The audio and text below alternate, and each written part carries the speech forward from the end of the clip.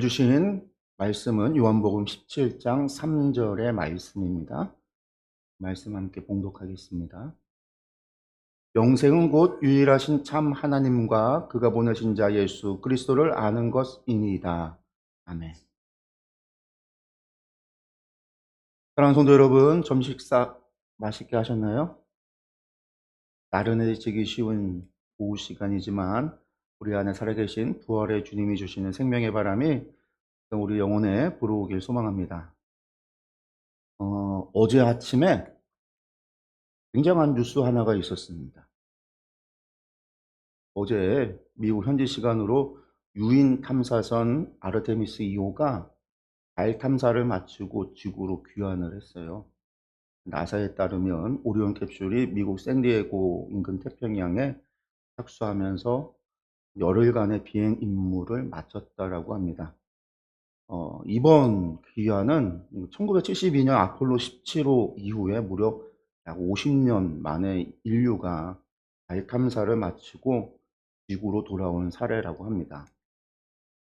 전 세계인이 생중계를 바라보며 숨죽이던 그 순간에 이 오리온 캡슐이 낙하산을 펼치고 바다 위에 가뿐히 내려앉는 장면은요, 정말 장관이었습니다. 근데 여러분, 저는 뉴스를 보면서 한 가지 장면에서 눈을 뗄 수가 없었어요.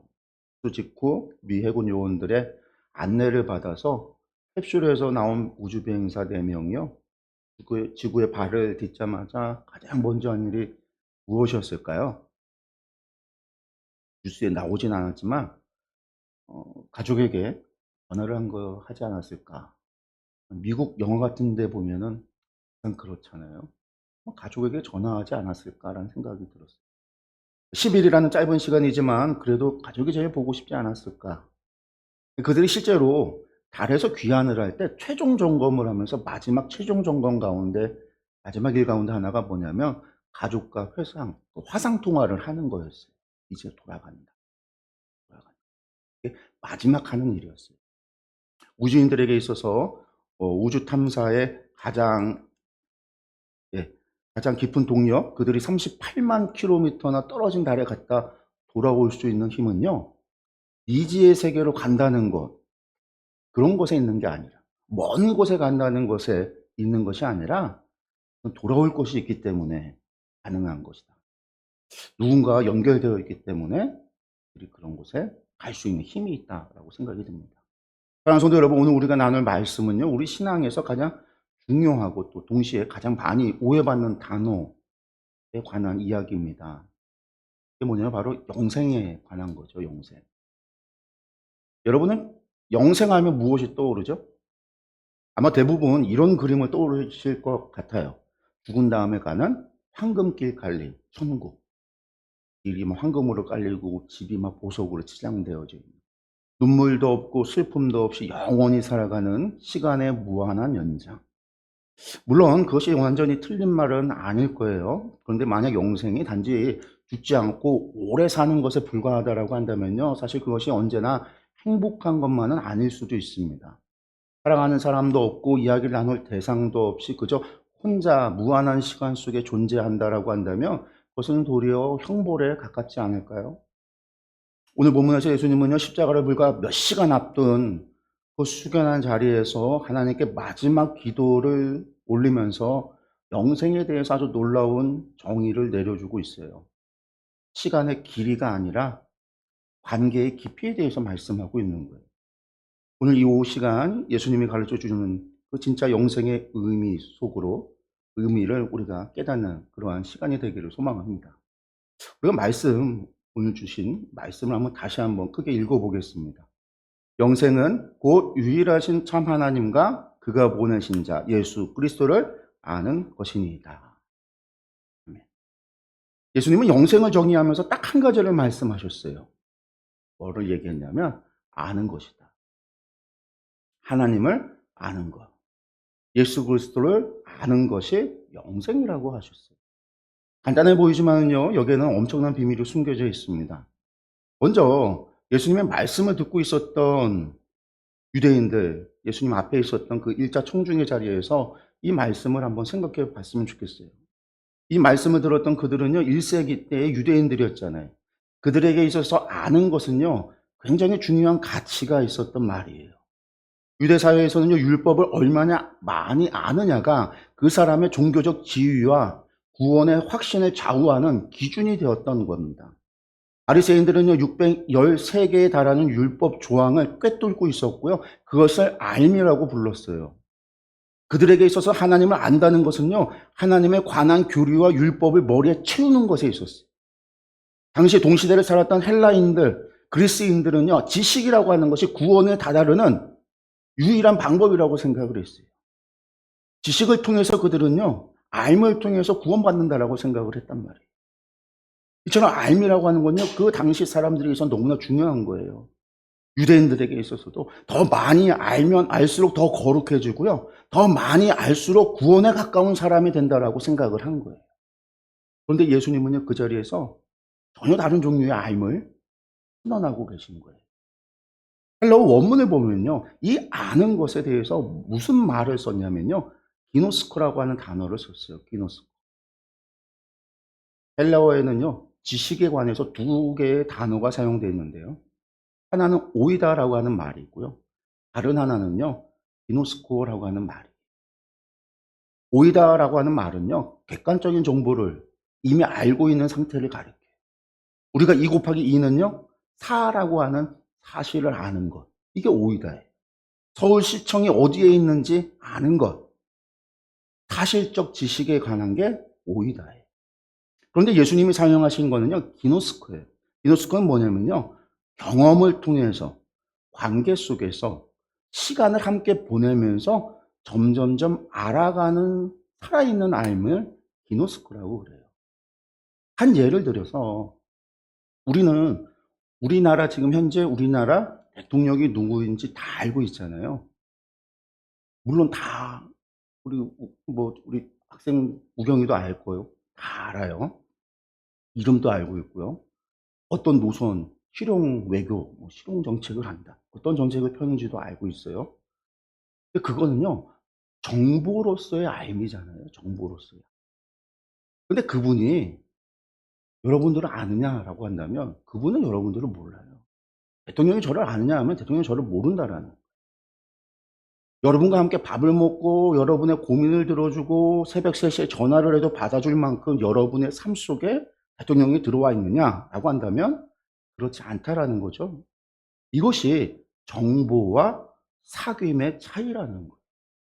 오이다는 정보를 안다라는 거고, 이노스코라고 하는 거는요, 사귐을 통해서 안다라는 거예요. 구약 성경에 있어서 야다라고 하는 히브리어가 있어요. 그가 이제 수요일 날 성경 공부 때 야다라는 말을 제가 많이 썼는데, 이 야다라는 말이 바로 기노스코예요. 이 단어가 남편과 아내가 가장 깊은 친밀함의 자리에서 서로를 알아갈 때에 묘사되는 말이 이 야다예요. 창세기 1장 4장 1절에서 아담이 그의 아내 하와를 알았더라 할 때 야다라는 말을 썼어요. 예수님의 기노스코가 이 야다와 같은 맥으로 사용되어진 말이에요. 수십 년을 함께 살아가면서 서로의 숨결을 느끼고 말하지 않아도 그냥 눈빛만으로도 서로의 마음을 알 수 있고 기쁨도 슬픔도 고스란히 나누면서 그 친밀하고 인격적인 그것이 바로 예수님께서 오늘 말씀하시는 기노스코, 영생의 본질인 거예요. 그렇다면 이것이 우리에게 무엇을 이야기해주고 있느냐? 영생은 죽은 다음에 하나님에 대한 시험을 받아서 합격점을 받아야 들어가는 것이 아니다라는 거예요. 영생은 지금 이 순간 부활하신 주님과 시작하는 뜨겁고 친밀한 사귐 그 자체다라는 거예요. 달에 갔다 온 우주 비행사들이 지구에 돌아와서 가장 먼저 원했던 것이 가족과 연결하고 통화하고 만나는 것이었듯, 하나님이 우리에게 영생을 선물로 주신 이유도 딱 하나잖아요. 우리와 사귀고 싶어서, 우리와 함께하고 싶어서, 우리와 영원히 동행하고 동거하고 싶어서, 우리와 함께 걷고 함께 살고 우리의 하루하루를 같이 나누고 싶으신 그 간절한 사랑이 영생이라고 하는 선물을 만드셨단 말이에요. 부활하신 주님은요, 지금 성령님을 통해서 우리 안에 계셔요. 그분과 눈을 맞추고 그분의 음성을 귀로 들으며 그분의 마음을 알아가는 그 사귐이 이미 우리 안에서 시작되었다라고 한다면 여러분은 지금 이 순간 이미 영생을 살고 있는 거예요. 그런데 솔직히 물어봐야 합니다. 지금 우리 신앙이 정말 영생을 살아가고 있는가? 영생을 누리고 있는가? 내가 그것을 느끼고 내가 그것을 깨닫고 살아가고 있는가라는 거예요. 근데 1세기 바리새인들을 우리가 다시 한번 생각을 해보면은요. 그들은 하나님을 가장 많이 아는 사람들이었어요. 그렇잖아요. 가장 많이 아는. 성경의 지식으로 한다면 가장 많이 아는 사람이었어요. 613개의 율법 조항을 다 외웠고요. 그걸 지켰어요. 성전에 하루에 3번 기도하러 올라가서 기도를 했고요. 일주일에 2번을 금식을 했습니다. 예루살렘 어디서든 그들은 종교적으로 가장 성실했던 사람들이었습니다. 근데 예수님께서 그들에 대해서 뭐라고 말씀하셨냐면 요한복음 5장 39절과 40절의 말씀을 보면 너희가 성경에서 영생을 얻는 줄 생각하고 성경을 연구하거니와 이 성경이 곧 나에게 대하여 증언하는 것이니라. 그러나 너희가 영생을 얻기 위하여 내게 오기를 원하지 아니하는도다. 예수님 그렇게 말씀을 하세요. 하나님에 대한 정보는 방대했지만 정작 하나님이신 예수님과의 사귐에는 관심이 없었다라는 이야기. 이것이 우리 이야기가 되는 건 어렵지 않습니다. 우리 안에 은밀히 자리 잡고 있는 신앙의 낡은 세계관이 있어요. 바로 신앙을 거래나 보험으로 바라보는 세계관이에요. 내가 주일 예배 빠지지 않고 11조도 꼬박꼬박 드리고 봉사도 열심히 하면 언젠가 하나님이 내 소원을 들어주시겠지. 나중에 내가 죽어서 천국이라고 하는 보험금을 타겠지. 여러분들 이러한 세계관 안에서의 신앙생활은요. 피곤한 숙제가 돼버리는 거예요. 나중에 받을 보상을 위해 오늘 억지로 견뎌내고 억지로 숙제를 해가며 살아가는 신앙생활이 돼버리는 거예요. 혹시 여러분들 이런 생각 해본 적 없으세요? 부모님이 교회에 가라고 해서 가는 거야. 그렇게 교회 간 적. 어차피 나중에 천국 가면 좋은 거 아니야? 나중에. 오늘 그냥. 근데 그런 마음으로 예배당에 앉아 있다라고 한다면 어떻게 되는 거예요? 예배가 지루하죠. 예배가 지루해요. 감동도 없어요. 그냥 그 시간은 때우는 시간일 수밖에 없어요. 그냥 빨리 끝나고 가서 친구들 만나고 어떻게든 숙제 한번 하고 가는 것처럼 때우는 시간이 될 수밖에 없어요. 주님이 나의 삶의 현장에서 살아계신 분이 아니라 먼 훗날에 보험의 상품처럼 느껴지는 거예요. 이런 보험의 세계관을 가진 신앙의 특징이 하나 있습니다. 정작 지금 내 안에 계신 주님과 내 안에 성령님이 계시다라고 이야기하면서 정작 그 성령님과 오늘 사귀는 일에 있어서는요 아무 관심이 없어요. 내 안에 성령님이 계신 거에 관심이 없어요. 내가 오늘 주님과 함께 한다라는 거에 관심이 없어요. 주님은 그저 내 소원을 들어주셔야 하는 도구일 뿐이에요. 내가 깊이 알아가야 될 인격적인 대상이 되지 못해요. 그래서 관심이 없어요. 삶에 있어서 주님을 향한 인격적인 관심을 갖지 않아요. 먼 미래에 만날 분으로서 미뤄놓을 뿐이고 지금 여기서는 내가 기도하고 내가 가는 거에 대한 도구로서 내 소원을 들어줄 뿐 정도로 인식할 뿐이에요. 그래서 지금 주님의 마음이 지금 어떠신지, 주님이 내 하루를 보면서 무엇을 느끼실지, 어떤 마음을 품으실지 관심 같은 거는 하나도 없어요. 그저 원하는 것을 내가 원하는 것을 얼마나 빨리 얻어낼 수 있는가만 남아요. 내가 어떻게 해야 보험 상품을 얻어낼 것인가에 관심이 없어요. 그게 보험의 신앙을 가진 사람들이 갖고 있는 특징이라는 거예요. 그런데 오늘 말씀은요, 우리를 전혀 다른 세계로 초대를 하고 있어요. 영생은 나중에 갈 곳에 대한 이야기가 아니다라는 거예요. 영생은 나중에 갈 곳이 아니에요. 지금 함께 살 분에 관한 이야기라는 거예요. 아르테미스 2호의 우주 비행사들이 열흘간의 우주 여행을 마치고 가장 먼저 찾은 것이 가족이었듯이 부활하신 주님도 무덤을 열고 나오셔서 가장 먼저 하신 일이 무엇이냐면 우리를 찾아온 거예요. 제자들을 찾아온 거예요. 막달라 마리아를 찾아오셨고요. 엠마오 가는 제자들, 두 제자를 찾아오셨고요. 두려움에 잠긴 문을 닫고 있었던 제자들에게 찾아가셨어요. 왜 그러셨냐? 사귀고 싶으셨기 때문에요. 함께하고 싶었기 때문에요. 그런데 우리 이제 우리의 신앙의 기준이 바뀌어야 된다는 거예요. 오늘 하루를 마무리할 때 우리가 스스로에게 던지는 질문이 달라져야만 합니다. 나는 오늘 얼마나 종교적인 의무를 잘했는가? 나는 오늘 종교적 숙제를 얼마나 잘했는가? 내가 오늘 신앙의 숙제를, 믿음의 숙제를, 종교적 숙제를, 내가 성도로서의 숙제를, 기독교인으로서의 숙제를 얼마나 잘했는가? 그것을 묻는 게 아니라 나는 오늘 주님을 얼마나 더 깊이 알았는가? 나는 오늘 얼마나 주님과 친밀해졌는가? 이것에 대해서 질문해야 됩니다. 내가 오늘 성경을 몇 장을 읽고 얼마나 기도를 했고 몇 번을 기도했고 그게 중요한 게 아니라 내가 주님과 얼마나 친밀한 시간을 보냈는가, 얼마나 친밀한 교제를 나눴는가, 내가 얼마나 주님에 대해서 깊이 알게 되었는가에 대해서 질문해야 된다는 거예요. 그 본질을 마주해야 되는 거예요. 그렇다고 한다면 실제로 어떻게 주님과 친밀하게 사귀는 영생의 삶을 살 수 있는가? 오늘 말씀 본문에 속해 있는 요한복음 17장 전체 맥락에 그 힌트가 존재해요. 우리가 읽지는 않았지만. 이 17장 전체가 예수님께서 붙잡히시기 전 마지막에 드리는 기도예요. 예수님의 기도문이 있어요. 이걸 대제사장적 기도라고 부르는데 예수님이 십자가 전야에 하나님께 드린 가장 긴 기도문입니다. 놀라운 것은 예수님이 이 기도에서 무엇을 구하시는가 보면은요. 자신의 고통을 없애주세요. 이런 기도를 하는 게 아니에요. 십자가를 피하게 해주세요. 이런 기도를 하는 게 아니에요. 21절의 말씀을 보면은요. 아버지여, 아버지께서 내 안에, 내가 아버지 안에 있는 것 같이 그들도 다 하나가 되어 우리 안에 하사. 예수님이 가장 원하시는 것은 뭐냐? 우리가 그분과 하나 되는 것이라. 사귐이 완성되는 것. 그거를 마지막 그 순간에 어떻게 보면 가장 중요한 순간이잖아요. 그 가장 중요한 그 순간에 드리는 가장 중요한 기도의 내용이 뭐냐? 그냥 완성. 하나가 되게 해달라는 기도. 그 사귐은 어떻게 시작이 되는가?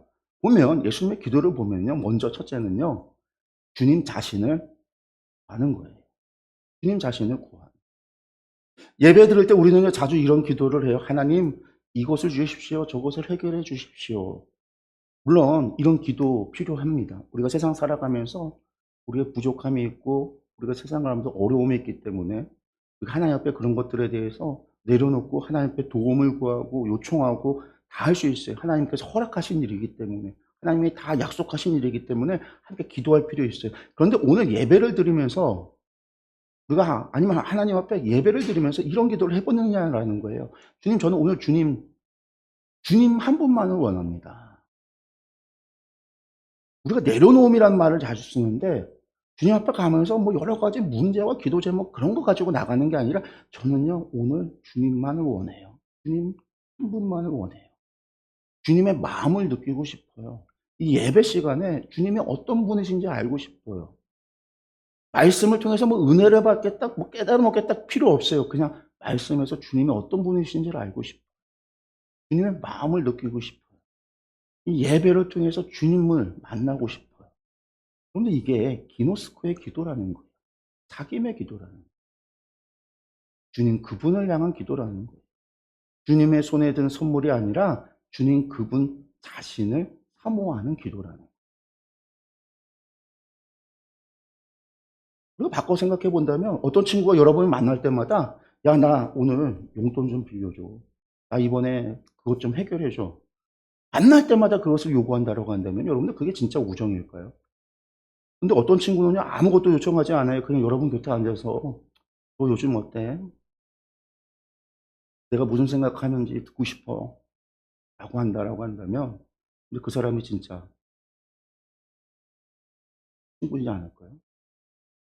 우리가 주님께 그런 친구가 되는 것, 근데 그것이 영생의 시작이라는 거예요. 시작.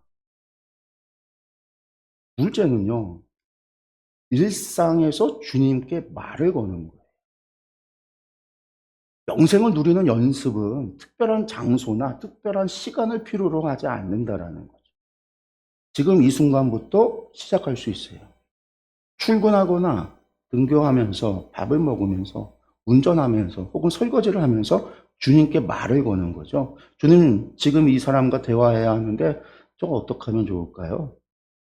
주님, 오늘 제 마음이 무거운데 주님 이 상황을 어떻게 보고 계세요? 주님은 어떻게 생각하세요? 주님, 방금 제가 한 말이 맞는 말인가요? 주님은 어떻게 판단하세요? 주님의 생각을 물어보는 거죠. 주님의 마음을 물어보는 거죠. 주님의 뜻을 물어보는 거죠. 말을 걸고 잠잠히 기다리는 거. 그러다 보면은요, 성경 말씀이 마음에 떠오를 때가 있어요. 왜? 성령님이 우리에게 생각나게 하신다. 주의 말씀을 생각나게 하신다고 하셨으니까. 설교를 통해서 들었던 어떤 문장이 내 상황과 정확하게 맞아 들을 때가 있어요. 맞다 오는 순간이 있어요. 그것이 주님의 응답이에요. 그 순간이 쌓이면서 우리는 주님을 점점 더 어떻게 돼요? 기노스코하게 되는 거예요. 알아가는 거예요. 근데 이것이 24시간 동행동거의 실제인 거예요.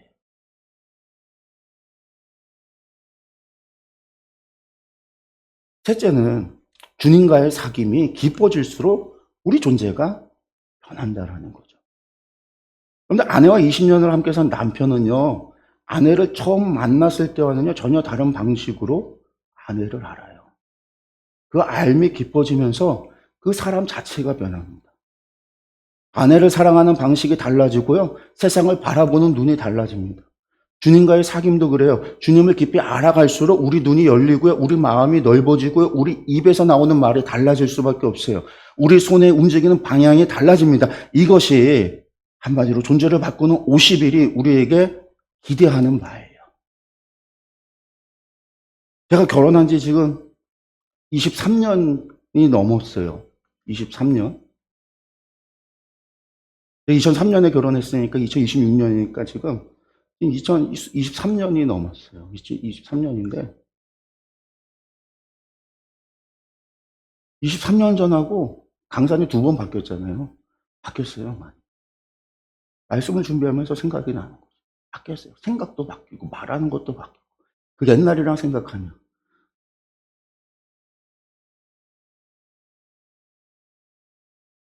저도 많이 바뀌었죠. 제가 대하는 것도 나쁘게 바뀌어진 게 아니라 좋은 방향. 어쩔 수가 없어요. 사귐이라고 하는 게. 알아가는 걸 통해서 당연히 싫어하는 걸 하지 않게 되고 좋아하는 걸 하게 되고 그게 서로를 맞춰가는 거잖아요. 주님과의 암과 사귐도 마찬가지라는 거예요. 그게 알아가면 알아갈수록 우리의 삶에 변화가 이루어진다라는 거죠. 네. 네, 사랑하는 충주토교 성도 여러분, 어제 아침 아르테미스 2호의 우주비행사들이 열흘간의 여행을 마치고 귀환을 했어요. 달 뒤편도 돌아 광활한 우주를 떠돌다가 집으로 돌아왔잖아요. 그들이 착수하는 그 순간에 가족들은 해군 함정 갑판 위에서 눈물 흘리며 기다리고 있지 않았을까. 그 귀환의 감격은요, 수십억 킬로미터의 거리가 만들어낸 것이 아니라 그들 사이에 존재하는 사귐, 연결, 관계, 이것들이 만들어낸 거예요. 우리 하나님도 그런 분이십니다. 사순절 40일을 지나고 9월의 첫 주간을 마무리하는 오늘, 우리가 한 주간의, 우리 묵상집의 한 주간의 주제가 그거였어요. 주님이 우리에게 선물로 주시는 영생의 의미를 우리가 다시 한번 붙들기로 원합니다. 영생은 죽음 이후에 펼쳐진 막연한 판타지가 아니라 영생은 오늘 여기서 부활하신 주님과 친밀하게 알아가는 사귐 그 자체라고 하는 사실. 우리는 오늘 기노스크라는 단어를 통해서 분명하게 배웠습니다. 영생은 정보가 아니라 사귐이다라는 거. 단순히 지식을, 하나님에 대한 지식을 우리가 얻는 게 아니라 하나님 그분 자신을 경험적으로 우리가 알아가는 살아있는 알미여야 한다는 것. 또한 우리 안에 도사리고 있는 이 보험의 세계관을 우리는 이것을 물리쳐야 된다는 것. 신앙은 나중에 받을 보상이 아니라 지금 함께 살아가는 그 주님과의 사귐을 통해서 얻어져야 된다는 것입니다. 마지막으로 그 사귐이 어떻게 오늘의 일상에서 실제가 되는지 우리가 이것에 대해서 오늘 나눴어요. 주님 자신을 구하고 일상에서 말을 걸고 응답을 기다리는 그 기노스코의 연습이 우리의 존재를 바꾸어 갑니다. 주님은 지금 이 예배당 안에 계십니다. 우리 안에 성령님이 계십니다. 우리 한 사람 한 사람 안에 거하고요. 우리 가운데서 말씀하고 계십니다. 그분은 지금 우리에게 이렇게 물으세요. 너는 나를 더 알기 원하느냐? 오늘 나와 함께 걷기를 원하느냐? 그 물음에 우리가 예 주님이라고 대답하는 이 오후가 되기를 주님의 이름으로 간절히 소망합니다. 주님과 친밀해질수록 여러분의 존재는요 바뀌어질 겁니다. 여러분의 삶은 하늘의 향기를 품게 될 것이고요. 이것이 존재를 바꾸는 50일이 우리에게 약속하는 겁니다. 이 약속을 기대하며 주님과 더욱 친밀해지며 주님을 더욱 알아가기를 간절히 축원합니다.